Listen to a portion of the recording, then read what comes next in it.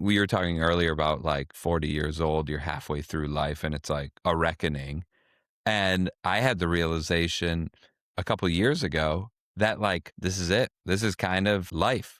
I was a father, a working man, married, and I'm like, this you get a couple weeks of vacation a year. You go to work every day, you spend the evenings with the family, and you get the weekends.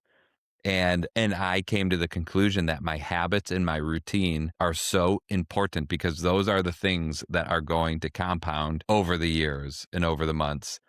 And so I spent a lot of time thinking about my daily, weekly, monthly routines and habits because life will disappear. I mean, you blink your eyes and holy smokes, how'd we get this far? You blink your eyes again, you're on your deathbed. Yeah, no, it's one of the conundrums of life, I think, is that life is short, objectively. Yet, like you say, when you're in the middle of in the middle of life, or you have a full life, life also feels long. You're kind of like, is this it? Is it just a constant repetition of getting up, going to work, occasionally having vacation, doing a bunch of obligations, doing the things that I know are good for me? It's interesting. I Yeah. feel like this is kind of like the tension of sort of wanting the best out of life, but also you have to do life. I mean, every day. Y Yeah, and when you have dependents, you can't sleep in on that. You can't take a vacation from that. So that changes the dynamic. Whenever I'm getting advice, I always am curious if that person has kids or not, because like on social media, you'll see these people with killer morning routines. And then it's like, how does he Yeah, doesn't have doesn't have kids. kids. Yeah, he has no Yeah. idea, and what you really want is to come back to them if they, in fact, ever have kids and ask how that morning routine is going now.